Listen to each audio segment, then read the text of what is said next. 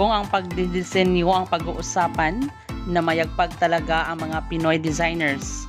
May ilang kandidata ng Miss Universe 2022 na ang gumawa ng kanilang gown at national costume ay mga Pinoy designers. Kagaya ni Miss USA na si Arbony Gabriel at Miss Cambodia Manitahang na gawa ni Rian Fernandez ang kanyang prelim gown.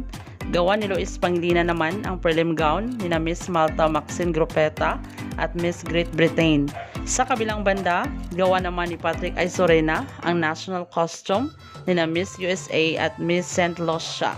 Maraming salamat sa panonood. Para maging updated ka, huwag kalimutang mag-subscribe.